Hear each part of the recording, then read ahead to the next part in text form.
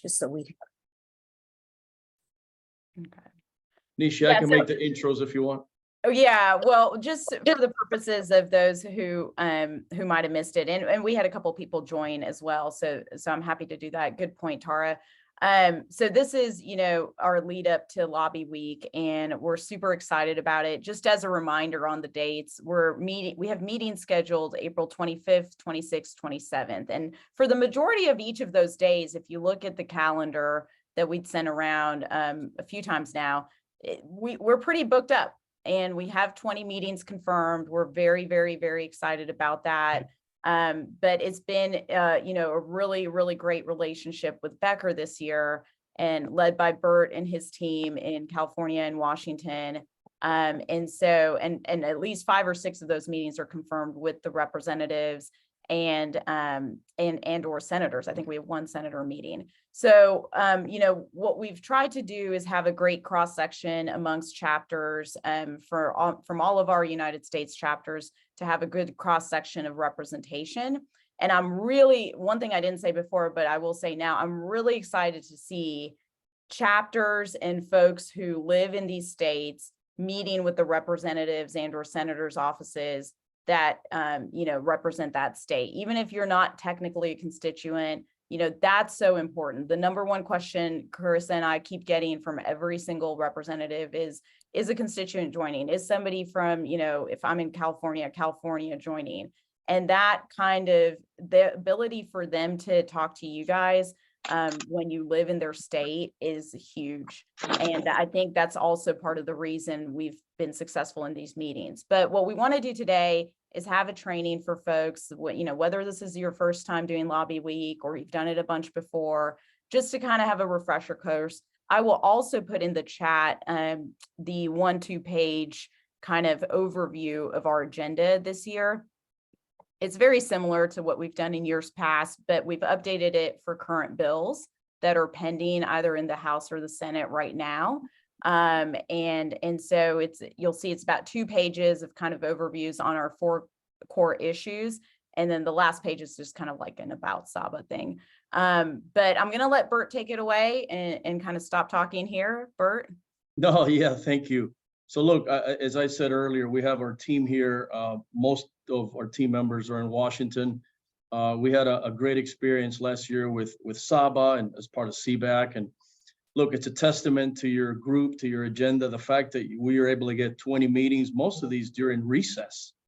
I mean, Congress has actually been in recess, and to have 20 meetings and 4, 5, or 6 of these with members of Congress, it's really, I mean, we do a lot of these, Nishi. It really doesn't happen like this. And so congratulations to you guys. We're excited to, really just open it up and have a conversation about any questions you all may have with respect to how to speak to an office, a Democrat, Republican, member versus staff.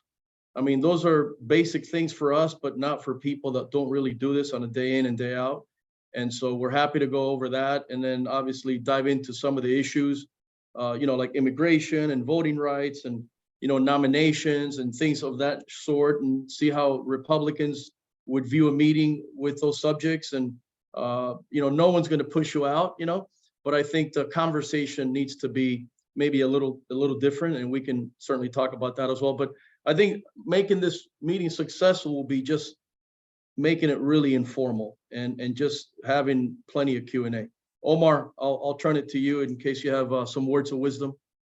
No, I mean, so my background is I came up here 20 years ago to Washington. I worked 10 years at the state level, both as a staffer and as a lobbyist, but I came up as Congressman Mario Diaz-Balart's chief of staff.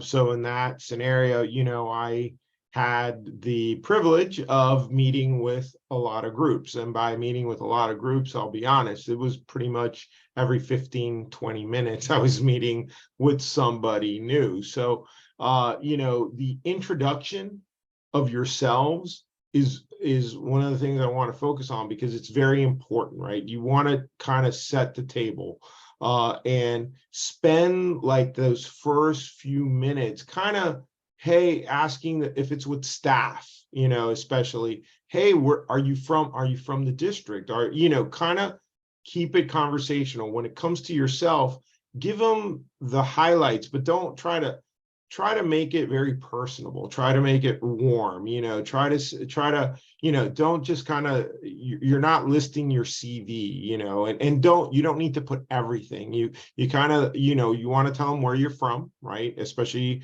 if, you know, it's from the state. You want to tell them kind of, you know, the greatest hits, maybe the college, you know, the law school you went to, or some of the things, some of those things, something that can help you connect with that staffer, right? And then I think it's also important to, like, you know, find out, you know, even from the beginning, is, you know, before we get started here in our agenda, is there anything specific you or the senator or the congressman would like to ask us, you know, kind of, because that kind of sets the tone, right? It's respectful, it's conversational, we're trying to get to know you, right? So with the member itself, I think it has to be a little bit more formal. Obviously, with the member, it's like, thank you, sir, so thank you, ma'am, for taking the time. We really appreciate it. We know how busy you are. You know, here's my background. This is what I do. Kind of, you know, kind of give them the greatest hits. And then again, kind of before you start rattling off what's on your agenda, Congressman, Senator, is there, you know, how can we be of help? Is there anything that you're currently working on that we can be a resource for you? Kind of upend it and kind of make sure that they realize that this is you want to try to build a relationship, and that's a two-way street, right? Not, hey, here's my list, can you support all this, right? Because then, you know, that kind of leaves it like, okay, you know, that quite frankly is like every other meeting I had. So the best meetings I had as a chief of staff were the ones that you were sitting down. It was like I was kind of catching up with an old friend, right? That's kind of the tone and the warmth that you want to kind of, and it's hard over Zoom, right? It's not a, it's a learned behavior, but you listen, I know you all are very smart, you're lawyers, you've probably been doing this for a long time,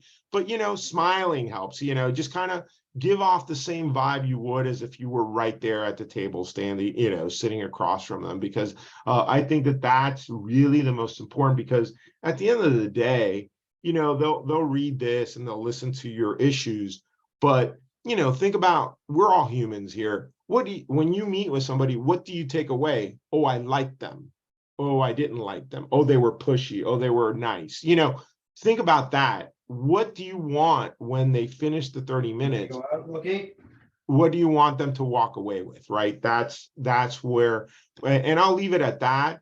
And then we can yeah. open it up a little bit, but I just wanted the introductions are it's the most important part of the meeting. Poor Shannon follows me all over the place, and she realizes that the first 4 or 5 minutes, I don't talk about myself.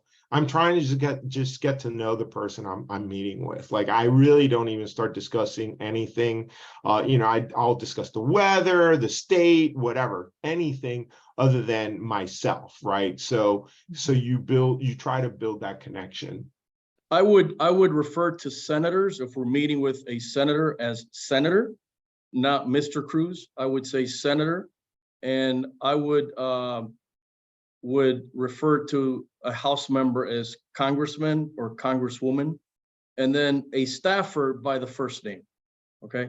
If the last name is Jones, don't call them Mrs. Jones or Mr. Jones. Just call them, you know, Jim or John or Mary, whatever their name is. And I think that's very that's the appropriate way to do it.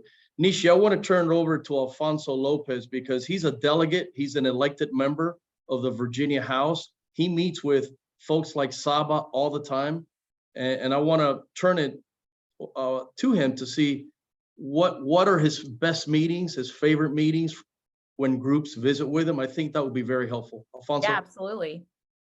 Hey, everybody. Thank you very much for the opportunity to be with you guys tonight. I am a proud member of the Virginia General Assembly, but I'm an even prouder member, honestly, of Becker Polycop. So I think we do good work, and we do it for the right reasons. And I got to tell you, I've actually been a lobbyist now or an elected official in some way, shape, or form for going on 30 plus years. And I remember when I would go lobby Omar Franco, and it was disarming because what we created was a relationship based on trust.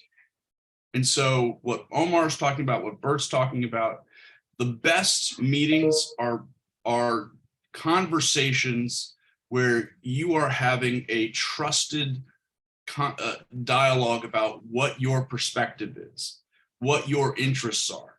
So I always say there are just three things you have to do. Who are you? Who do you represent? Why? What do you want to talk about? And then what's the follow-up? And so, and what you're advocating for. And so that's what you want to talk about. So it's very simple. It's literally based on the relationship and based on, what you're coming in to talk about. Here, I'm with Saba. I'm actually here to talk. We have X number of people who are in your district or your state. We are a powerful force working on X issues, but we want to partner with you to find ways to not just talk about these issues, but future issues and ways that we can be supportive of you. The one thing that I always try to impart to folks is that if they ask you a question, and they will ask you several questions about these issues, if you don't know the answer, don't make anything up. Tell them, hey, I don't know the answer. I will get you the answer as soon as humanly possible, and then work with our team at Becker, and we will get you the specific answer they're looking for. We'll provide that information. And the reason why that's so vitally important is that you are building a relationship based on trust. This is not Saba coming for a few days and to talk about issues at one time. This is about Saba becoming a respected, even more respected force on Capitol Hill in the national dialogue. And it's about each of your members being able to have these honest and open conversations with your elected officials about moving Saba's agenda forward. And so I'm excited about this opportunity. We're here to answer any specific questions you might have, but it's got to be a conversation. It's got to be about saying, who am I? Who is Saba? What do we represent? Here are the issues that we care about. And then if there's a follow-up, there should be a follow-up. Like, can I ask that you will be a yes on this vote or on this position? Or I don't have that information. I'll get you this information about how to follow up with something. But it's about creating that relationship based on trust that you can then build on over a course of years. Sort of like what Omar and I did. Yeah, I wanted to see if Carissa and Shannon have any thoughts. So I just wanted to add one more thing, and then we'll open it up, Nishi, if you're okay with that. Yeah, please. Any thoughts, Carissa? I would just add, be concise and straight to the point. I think all of you know how to do that as lawyers. So I think that would be a plus for all of you. And be a resource, right? You know about legal clinics, you know about, diversity, equity, inclusion, and the affinity that you have with other bars that you can talk about. And that way you can create a conversation based on some of the issues that you already have listed, but also about some of the work that you already do in the communities that you represent. So I think that's very important to highlight to the offices as well. Shannon, any I will words? agree with everything that my colleagues said. Make it conversational and have fun too. You also want to be able to enjoy this meeting. All this set of meetings is basically your legislative advocacy day. So have fun with that, because it's you're basically putting your organization in all of those offices, raters, and you also want to be a partner and a resource for them as well. So keep that in mind in your conversation and in your talking points. Shannon? Yeah, I don't have too much to add other than echoing what everyone else has said. Again, like it's fun to have a conversation and getting to know them, and that I feel like that's always the best meetings I've had so far, and like learning from my colleagues here, going onto the Hill and doing meetings with staffers and even with members, is just having a conversation with them is the best way to get your point across. Nishi, I'll add one last thing, and then we'll open it up for this part of the conversation. I would say that for those meetings that we are having with the member of Congress, we cannot get too much into the weeds in those meetings. I mean, the members not going to have 30 minutes. or even 20 minutes. He'll be on the call for 10 minutes and then he'll leave and the staffer will stay. While the staffer is there by themselves, maybe we can get into more detail, but with the member there, and it may be that the member stays there the entire time. And I think we got to get really to the point and, not waste, their time with a lot of detail. We can also follow up with the staffer after the meeting. Now, if it's only a staff meeting, which is most of the meetings, then we can get more detailed and, in some of these issues that we're going to go over later on. But with the member on, I would be as brief as possible. That's So a I good like to, point. go ahead. Yeah. I'd like to open it up for, any questions that you all may have for Omar, Carissa, Shannon, Alfonso, or myself. I'll start with one, and then please, everyone on this call, like, we do want, to make sure everyone who has questions or is nervous or whatever, that you have this opportunity to ask whatever question. But one of the kind of comments that, we hear a lot from folks, and I think some of the hesitation people even have in participating in something like this lobby week or legislative day is, what kind of an impact or effect do we have? Is what we tell them in a 15-20 minute meeting, is it really going to impact anything that they do, especially if maybe they're not necessarily the most amiable to some of the issues, across party lines and things like that. So if y'all can speak to a little bit about that, I think that would be really interesting to hear your perspective about it. Alfonso, you want to kick it off? Yeah, I can tell you there's an easy formula for this. If I have, we actually will track all of the contacts. So if someone sends me an email, I think that's 10 people saying something. If it's a personal email, I think it's 20 people. If someone sends me or makes a phone call, I think it's 5 people. If someone I know calls me, then it's probably 50 people. If I get a handwritten letter, that's 100 people who probably feel the same way. But if someone goes out of their way to meet with my office, it's exponential in terms of the influence you're having, because you're taking the time to come and advocate for something. And you're not, a paid lobbyist, you're not someone we see all the time, but you're someone from the community or from an organization that has an influence in my community. And what that means is that you are speaking for 1,000 people. And so these kinds of conversations change hearts and minds. And that's why I always say, begin your conversation with, who am I? What do I represent? And what organization do I represent? And how big are we in your community? These are super important meetings, Nishi, with members and staff. Never downplay them. The secret sauce is the follow-up after the meeting. I mean, we can have a meeting for 20 minutes with an office, with a staffer, building that relationship for 15 minutes. If you don't reach out to them again, then it goes away and the memory goes away. But I think we need to continue follow-up after the day on the Hill, if you will. I think we need to send out some of those topics that we discussed with those offices and stay connected to them. You guys need to continue to communicate with those offices as things come up, from Saba, and those connections, similar to what the other bars have done. Okay, I know that HMBA stays in touch with a bunch of offices, year in and year out, every twice a year, 3 times a year, they communicate with, especially on nominations, if there's a Latino coming up for a nomination for a seat. So those are the types of relationships that one day on the Hill doesn't really do much unless you continue to communicate with that office. But the fact, Alfonso's right, the fact that we're scheduling all these meetings with, via Zoom, meeting with members and staff, it goes a long way. Omar, anything? Carissa, Shannon, anything on that? Yeah, I think hidden in that question somewhere was, how do you approach a conservative office versus a liberal office? Maybe. Did I miss that, or did I not miss that? Yeah, I mean, I looked at your agenda, obviously, on immigration. Look, I mean, I think the Afghan Adjustment Act is, I love of all the points, I love that one. the best because you're going, hey, time is running out. We need to move on this. This is something that is urgent, you know, and you have it as the last bullet. I don't know what you guys are doing with this, but I would say, you know, is that really your last bullet, or do you want to maybe lead with that? Because that's the one that needs like now, right? In reintroduction, we could really use your support. I'll be honest, I've been doing this, like I said, 20 years at the federal level. I've never had a group that represents South Asians before come before me, at least not as the South Asian.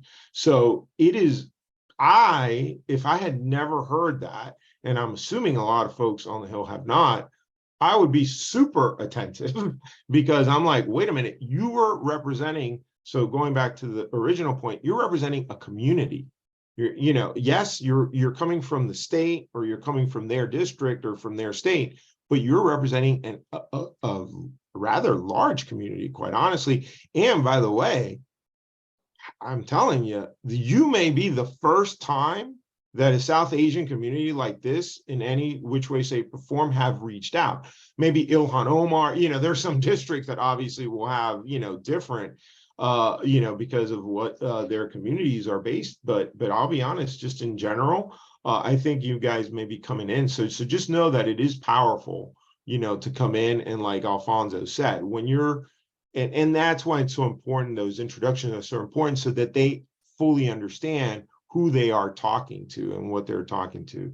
The only one that I see, you know, oh, by the way, on the Voting Rights Act, it's the John R. Lewis Voting Rights Act. It has John R. Law for some reason. So I think it's an autocorrect issue. yeah, it probably auto-corrected it. So just know. We haven't finalized them yet. We'll be doing some site checking, Yeah. don't worry. Yeah, I know, I figured. Listen, I think, and you know, I'm assuming you're not going to be talking necessarily. So let's go to probably the most controversial one is, you know, you immediately put Saba supports a woman's right to choose. I can tell you most Republican offices will go like this, right? You know, you will, that's a very boom in your, you know, that's a loaded thing. If you guys are really, now you could probably take that off and just say recognizes each person's right to maintain bodily autonomy and move on to the other stuff.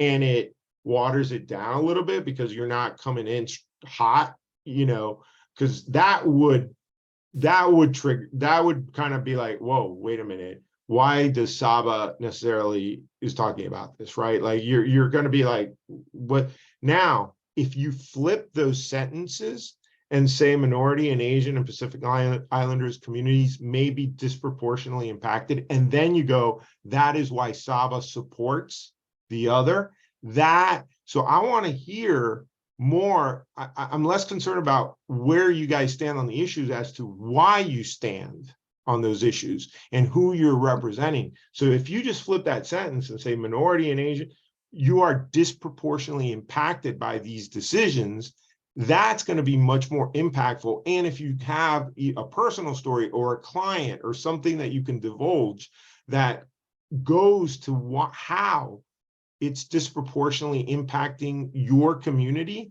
that tell the story. Don't just talk about the legislation. We know the legislation. I've seen the Voting Rights Act for the last 20 years. You don't have to explain to me one little sentence in the Voting Rights Act. I know it by memory almost.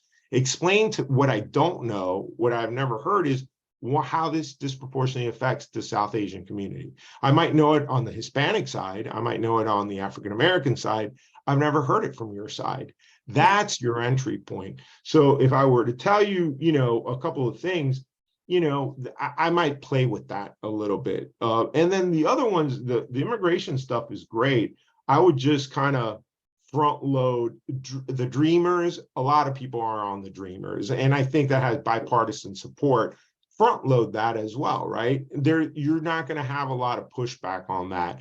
But what I'd like to hear is how the Dreamers also helps the South Asian community, right? Because I know how it helps the Mexican community or the, you know, whatever community. I've heard those stories. I haven't heard it from you all before. So try to lead with stories that kind of sell what you are trying to get to without necessarily diving deep, especially when you're talking to a congressman, congresswoman, and a senator. They want to hear the stories because that's what's going to stick to their head, because they get white papers all day, every day. That's not what you want to say. Is tell the story, then they're going to look at the white paper, right? And Yeah, then Nishi, I think Omar is spot on. I would leave the bill numbers to the end of the conversations, start with the story, and then and maybe then just say, FYI, there are some bills that I don't know if you're tracking or not, staffer X, but these are some bills that Saba's following. And maybe that's kind of like the last thing in each of these buckets. And then I think, the way that the batting lineup, talking baseball, the batting lineup of these issues may matter. Maybe with Republicans, you leave reproductive justice to the end, I think, And- Bert, kind of going along those lines, last year I did a couple of Republican offices, very, very conservative Republican offices. And ultimately, we didn't even cover Right. reproductive justice just because we knew there wasn't going to be like any traction. At that time, even worse, right?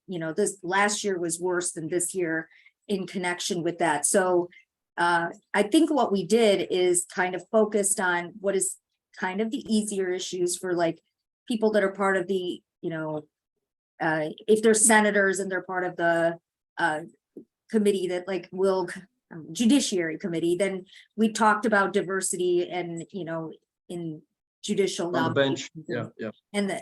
and start with that to soften kind of like, because most people are comfortable with that pretty easily. And then in terms of employment, we did this with respect to a couple of, I'll be honest, Arizona offices to discuss about their worker shortage and how people in the South Asian community and other communities can help them with respect to worker shortage issues, because that was so knowing the district and where it's going is kind of helpful to kind of tell those stories and the discussion points. So Yeah. Agreed. Yeah, No, the agreed. Filipino nursing shortage is a huge one, right? The lack of visas on that one. So I mean, there's specific ones, like we've all heard of that one, tie that in, right? Because that's part of the South Asian, community as well. So I think that that's super helpful. Yeah, you may want to, what I would tell you is whatever the leave behind is, please don't do a leave behind for a Democratic office and a different leave behind for a Republican office. Whatever your leave behind is, it's what it is, right? Leave it to both offices. But how you talk about it, but listen, I think on every single one, Republicans and Democrats, I may also front load the nominations and the executive appointments, quite frankly, talk about that first to every office, because quite frankly, we've done this, as with the Hispanic National Bar and with others. That's what they want to hear. Like they want to know, like, listen, how can we best serve you? And it's creating diversity on the bench, right? Diversity, diversity on these appointments, right? Having South Asians being represented across the federal government. I think that's a huge way to start, because it's kind of, that's right up your alley, right? And you can talk to it all day, every day. So it starts off on a warmer tone, right? Because what you don't want to do is you start off, you introduced yourselves, they're excited, and then the first topic out on a Republican office is right to choose. That's going to be like, whoa, wait a minute.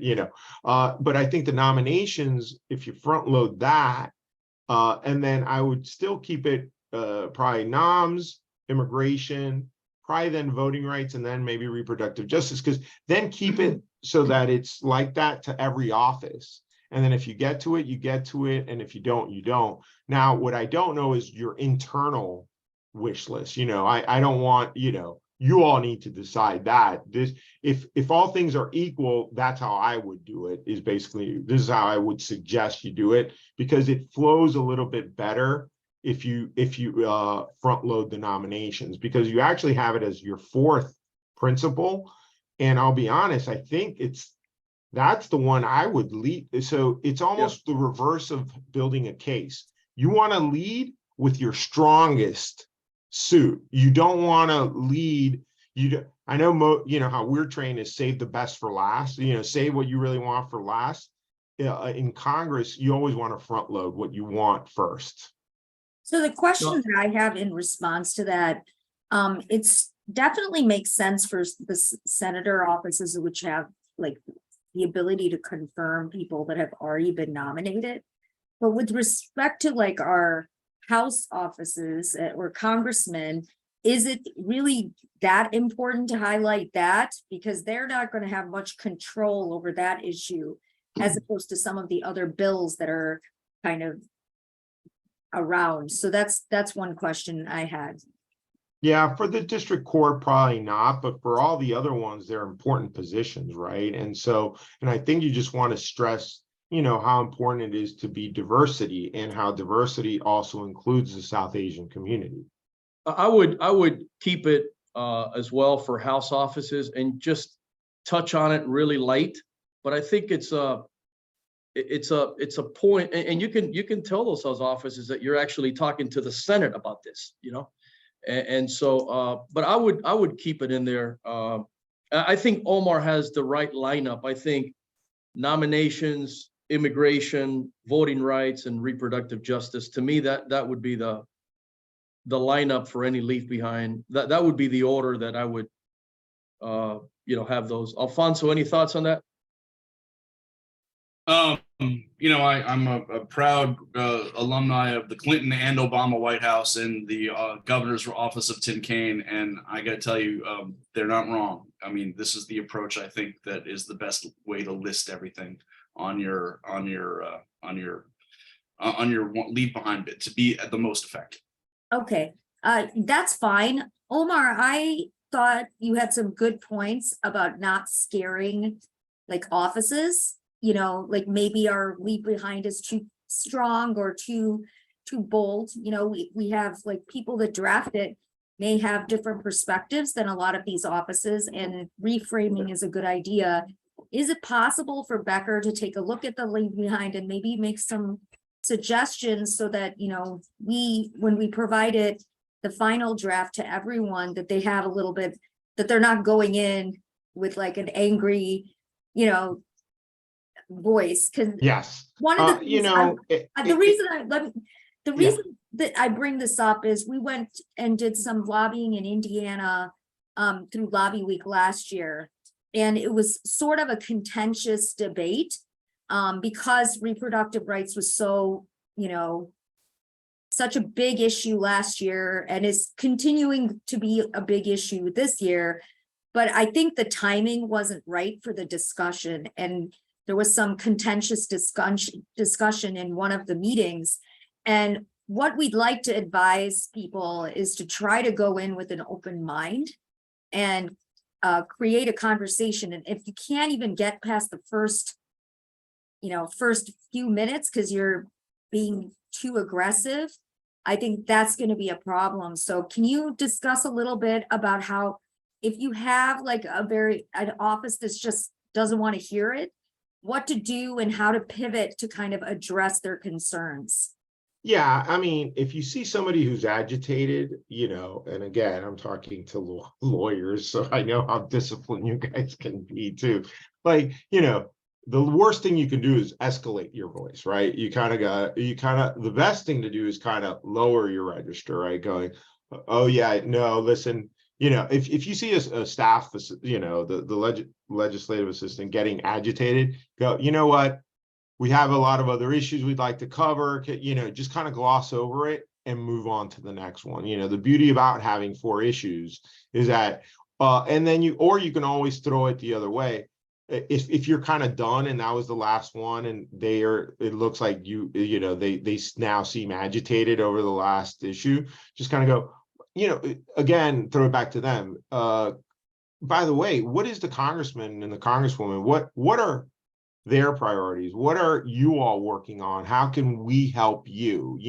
Kind of then throw it back to them, but always keep it at, you don't want to elevate, to de-escalate, right? So if they're getting agitated, the last thing you want to do is you don't want to show any agitation. You're just going, hey, this is what we believe in. We strongly believe in it too, but we're not here to get into we're not going to solve the reproductive justice issue today. So we just wanted you to know, but that's why I think switching the sentences is important, because you will also be saying why you're strongly supporting this, not just, because you've seen, and by the way, I read everything else you have on it, and I'm telling you, as a pro-life guy, I'm fine with everything else you have on there. The only thing I would just take seriously, I would just say, supports a woman's right to choose. If you just take that off and put Sabo recognizes each person's right to maintain bodily autonomy, I'm like, okay, yeah, of course, like that makes sense to me. So just know that, but that support right to choose is going to turn off the Republican, the more conservative offices. And you're going to see, because because it's Zoom, and we've done millions of these things during COVID and after COVID, you're going to see facial expressions. You're going to see if the staffer is not going like this. They're definitely not going to go like this, obviously, out of just being an educated person. But if they're agreeing with you, you're going to see the tone of maybe they smile. If they're not smiling and their head's not nodding, then I think we got to pivot. But you'll get a sense, Nishi and team, of how the conversation is going. I think we've got someone that is asking a question. Nandita, I know you had your hand raised for a bit.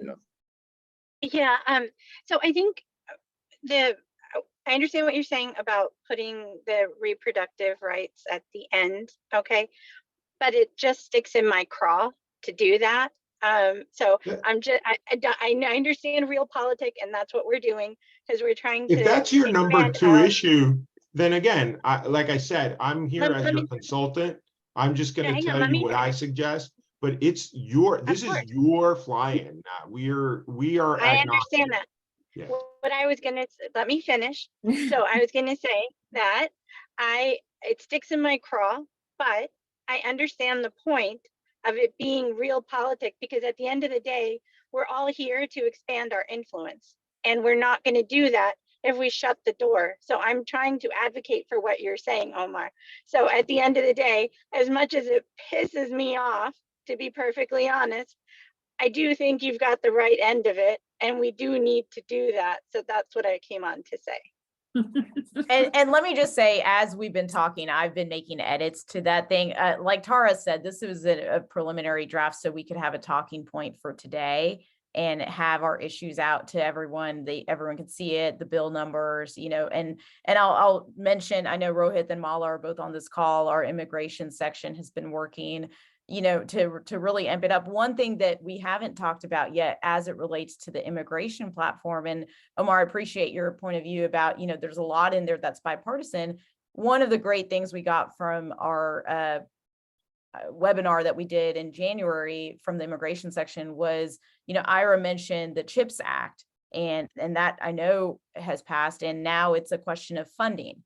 And so one of our asks there is like funded appropriately, because the jobs that necessarily get done with the CHIPS Act and the CHIPS and Science Act will help a lot of the communities that we're talking. It will directly impact South Asian communities coming in and assisting in technology-based jobs. And so, I think that's an important highlight to make.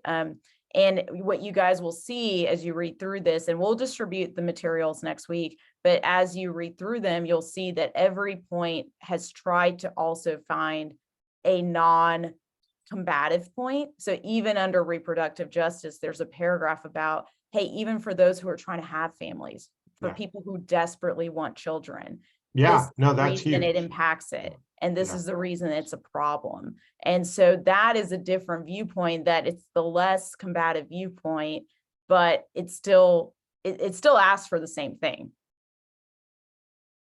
Anand? Hi, yeah, this is Anand Saraswat from the Greater Boston chapter.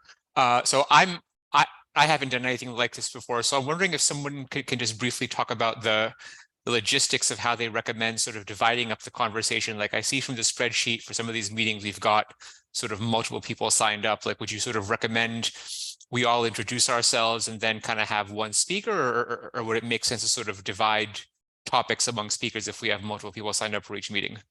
I think everyone should introduce themselves. And I think you should divide the speakers into different subjects. Somebody speaks on immigration, somebody speaks on, the nominations. So that would be my recommendation based on some success that we've had in the past doing these things. But I think everyone should introduce themselves, and a different member of SABA should talk about each of the issues. It shouldn't be just one speaker. That makes sense. That's my recommendation. So one thing we did last year that was kind of helpful is prior to the meeting, get together with the group of people that you're speaking with and kind of chart out a plan on what you're gonna do. I think Omar and Bert have kind of convinced me we start in a different order, which is fine. I was perplexed because last year we didn't even talk about diversity and with the Senate, the House of Representatives. So that's why I was just like, oh, okay. Not opposed. I think we can do that. But to a certain extent, it's helpful if someone in the group has been through this before. And so if you are finding that no one in your group is, you can ask Nishi, Charan, or myself, or one of our other EC members to see if they'd be willing to join, just to help facilitate. Because sometimes the first time you do the conversation is tough because you've never done it before. But I've now done it 3 years in a row, or 2+ years, that this will be the 3rd year. And it is a lot easier once you've done it once. So like your second meeting will be easier. And so I guess from my perspective, it's not so horrible. It's only 20 minutes. That goes by really fast. If you're doing introductions of yourself, that and you're talking to the congressman or the staffer, that's going to take like 5-6 minutes altogether. So you really only have 15 minutes to get through your 4 points. And I think Carissa is correct. You got to be succinct and to the point. And telling stories is part of that succinct part. And by the way, I'm sorry, go ahead, Tara. So that's one recommendation from like this person that's done it multiple times. Go ahead, Bert. No, I was just going to say, and by the way, the introductions are very, very brief. This is your name and the chapter you represent. I mean, that's really all the member would care about, and or the staffer. It's just very, very quick. But I think it's good for SABA to introduce all their members, to each of those offices, and then take, each topic a different person can, just rattle off.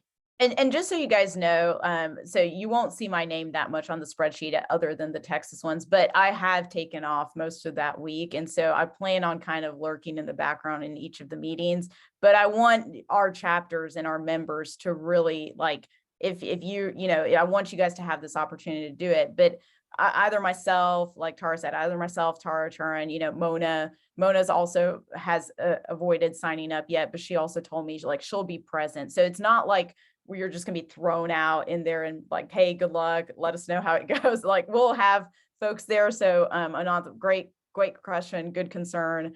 And then just from a practical point of view, I'm gonna work with Mona and Yaz on setting up all the Zoom links. So that way you guys have the invites and it's on your calendar. And so you don't have to keep track of it yourself. One helpful thing I will say, and I forgot to do this, and so I have to go hunt people now, is if you can put your email address, like just make it part of your name or whatever, that would be very helpful. So we don't have to just try and search our brains and figure out how to reach you. So if you'll put your email address when you sign up as a link to your name, like that would be so helpful. If you have someone who's an actual constituent, Senate is easy, but for the congressman, I would kind of see if we can make that person like at least a team leader to lead off the conversation, right? And then you can kind of skip, pass the other issues around. But maybe that's the person, you want to kind of highlight the person that's from the district because that's who they're going to relate to the easiest, right? And they'll, so I would just kind of throw that out. And by the way, the easiest meetings are probably going to be the ones that there's going to be a member of Congress in. Because if the member of Congress has agreed to be he really wants to talk to you guys, you know? And so I think you will see that those meetings are gonna run off very, very smoothly. I mean, the member of Congress has made the time to meet with Saba. He wants to talk with you guys. And I think that's gonna be fantastic. Yeah, We're super excited. And by the way, we still have a week in between of, we can switch things. I mean, you know, we started these meetings, as I was talking to Nishi, early March, and I think it was, in fact, Nishi, I wanted to start these in February, and then Omar said, how can you schedule these things in February? This is not till the end of April. And we started kind of mid-March. And Yeah, it I worked think we out. sent the emails out. I sent out the emails about Texas spring break, so mid-March around that time. And then I think by like, we asked everyone April 1st originally, just so they knew kind of like when they should respond to us. And also from the point of view of making sure that, you know, everyone on our chapters, all of you guys had enough time to also sign up and look at your schedules, because one of the comments we kept hearing is, you can't tell me a week out. I'm a lawyer. I'm so busy. You know, my paralegal schedules depositions 2 months out. So we were really trying to be cognizant of that. To answer some questions on the chat, every meeting is virtual. And to answer Nandita's question, I don't think it'll be Senator Cruz himself, but his staffers are very interested in meeting. I will be attending that meeting. And I actually, you know, it's funny because they actually originally, I thought would just say, yeah, good luck, bye. Some of these emails, and it's a credit to Becker, we kept them short and sweet, just like your meetings will be.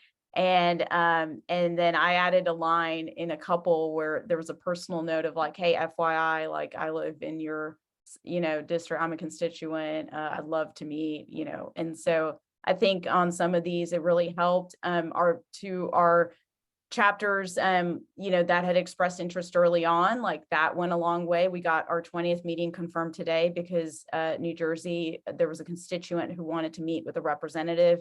And so Representative Kim is coming because of that. So that really does have impact. Like they, as much as Tara Churin, me and Mona want to like meet every single person, it's more impactful for you guys to do it.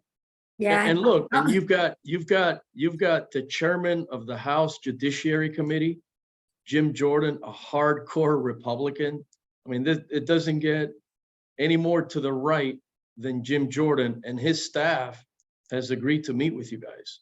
And I think that was one of the first meetings we got. I think Nishi. I was gonna say, I think it was like one of the first meetings we had.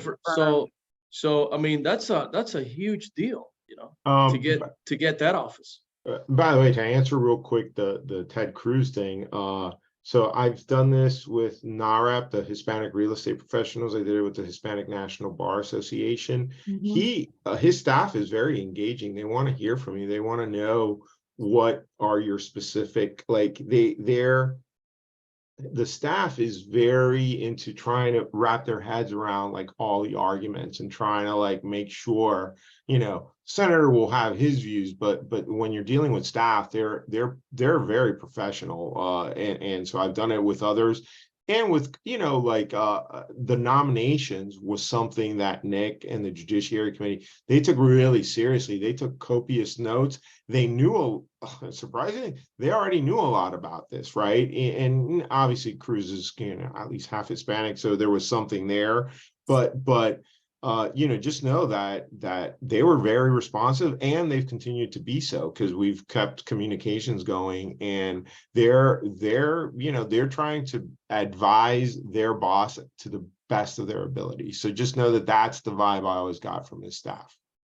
Let me ask you guys this question, like, as we were putting together the list of bills, you know, if there's bills in opposition to the bills that are being proposed, right? So if there's a bill on the right that directly contradicts maybe some of the bills that we've proposed, and the, you know, somebody, a staffer or congressman or woman or senator asks us about that, like, how would you suggest we handle that? So what you're saying that they Let me would give you be a good asking example, for Saba to support that other bill? Well, like, for example, like on the reproductive justice issue, like there's the fertility fraud bill that's come around. And that in some ways, not in a lot of ways, you know, and I think there's common ground there, but in some ways could be seen as like opposite of what we're trying to do. But it's a bill that's up right now and has more and more support as Netflix documentaries. Have you get guys discussed it watched. at length? I mean, is it something that you guys have really reviewed, or it's something that you just know is kind of out there? We know it's out there, right? And so if So it that gets would- brought up, yeah. Yeah, going back to truth, just whatever the truth is, go, Senator, Congressman, you know, we know it's out there.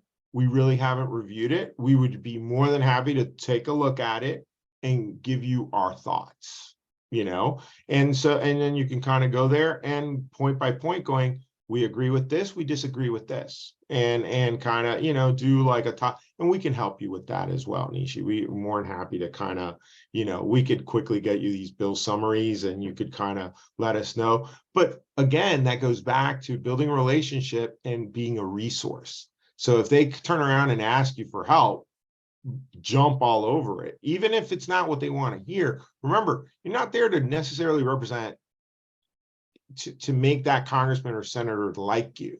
You're there to represent your community so that they get a better sense as to what the legislation, you know, what actions and what repercussions the legislation that they're proposing or that they're supporting does, especially to your community. That's where the value is going to be, because they're going to be like, oh, wow, this is really important for me to have, because now I understand.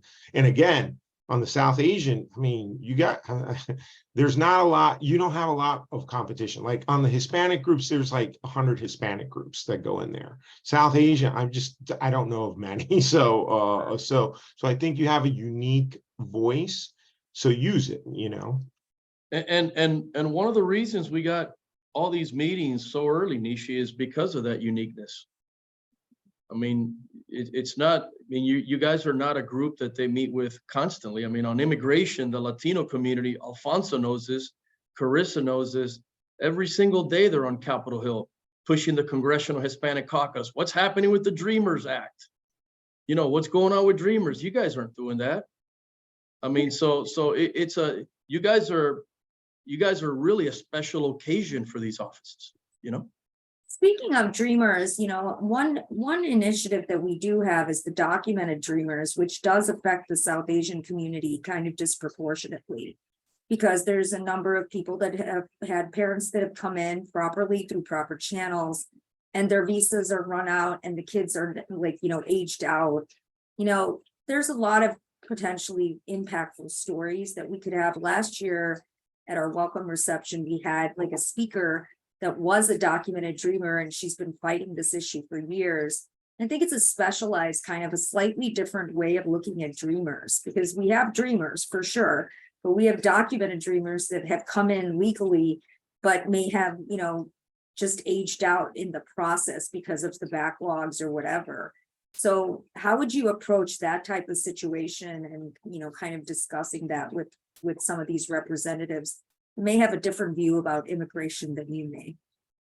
Alfonso, you want to tackle that one?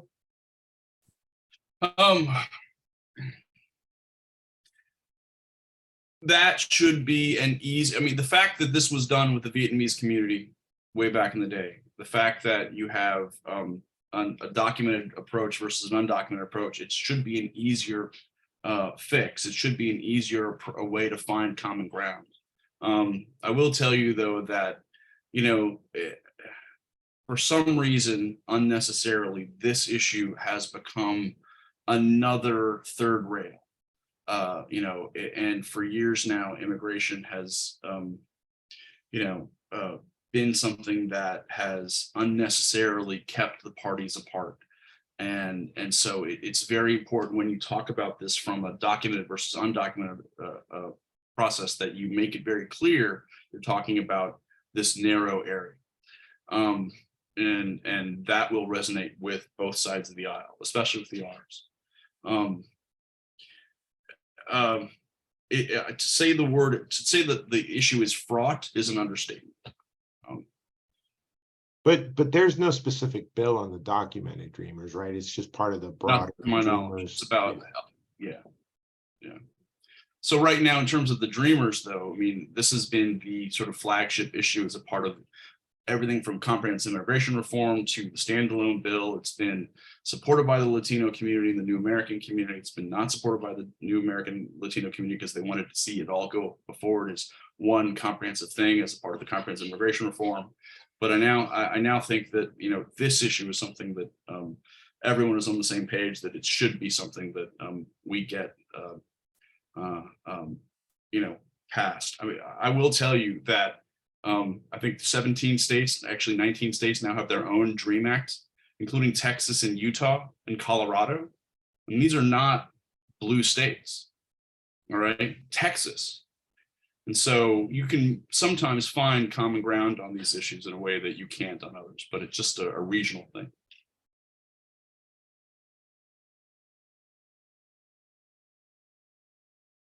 Okay, we're at the 1 hour point. Nishi, you want to see if anybody else has questions? Yeah, it's funny because at first Bert knows I like stress called him and I was like, I'm not sure that we'll get to an hour, but look, like we said, 20 minutes, 30 minutes, an hour, it goes by quick. So I really appreciate everyone on here. Do we have any kind of, yeah, Shashank?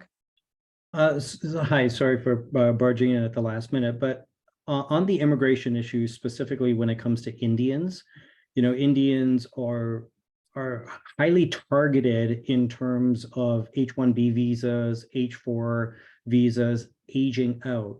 The Cato Institute, you know, whether you like them or you don't, you know, they have phenomenal empirical studies, and they have specifically released a white paper, I think it was last week, in their spring 2023 report that talks about how Indians are specifically affected. So for example, they mention 200,000 Indians will die of old age before the immigration backlog will get alleviated. And the other thing in the spring 2023 paper that the Cato identifies is the economic impact of Indians in the United States. And I think that when you kind of go in with legislators, and when I used to do lobbying and running campaigns about the messaging, talking about immigration, the first thing people think, at least nowadays, is terrorism. Brown people are all alike. They're all terrorists, and or leaky border walls. But I think if you go to, you know, various legislators and talk about the economic impact, right, of Indians and why immigration needs to get reformed when it comes to them, because again, 90% of them are in STEM. Right, 92% of Indians that come in on H-1B visas have a $108,000 salary. Their wives, if presumably most of the H-1Bs are men, but the wives come in, 68% of them have graduate degrees. If they were allowed to work, you would have a dual income net economic input. There are many, many barriers that can be relieved or alleviated, especially when it comes to, you know, as I said, the South Asian and the Indian community when it comes to immigration reform, especially on H-1B and H-1 and H-4A dependencies. Omar, Alfonso, you want to, I mean, I don't know why, there's no reason why, Shashank, that this shouldn't be part of the conversation. When we talk to offices on both sides of the aisle, it's not it's probably not the issue that comes up when people talk about, you know, immigration these days on the Hill, but I think it needs to be highlighted. Any thoughts, Omar?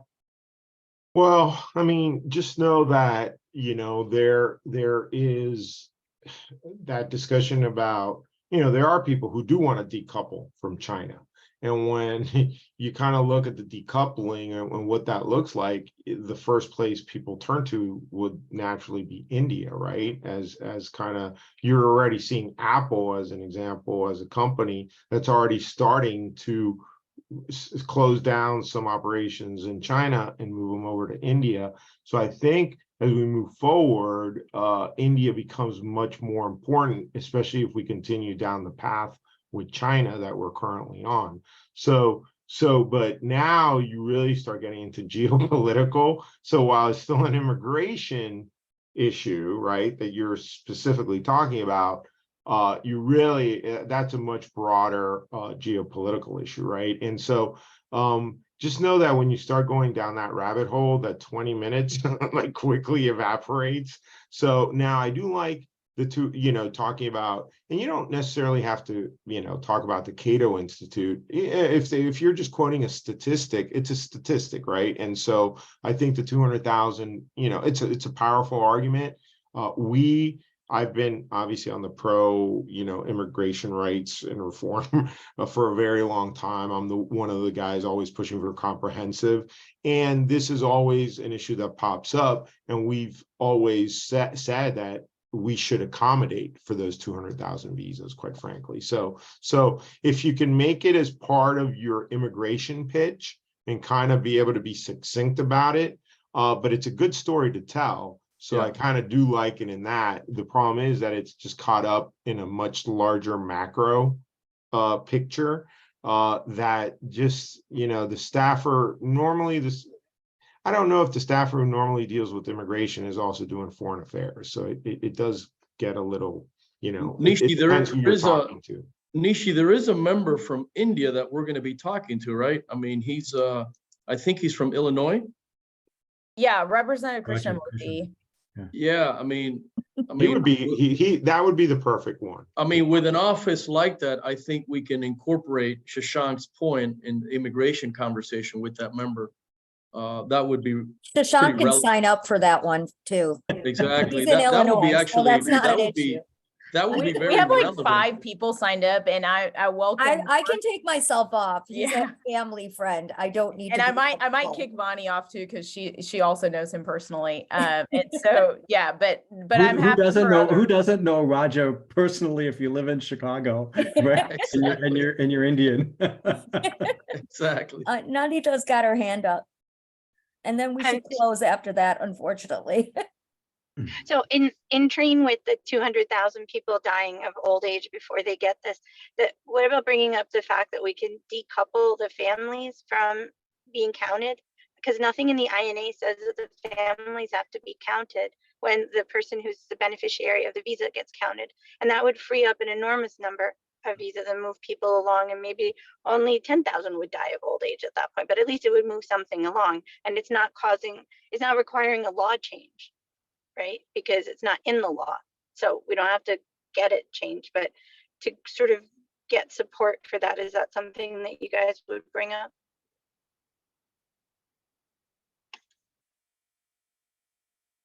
Who is you guys? Us? That's Omar. Yeah, I'm asking Yeah. for your. Yeah. Oh, yeah. asking for I your mean, opinion. yeah.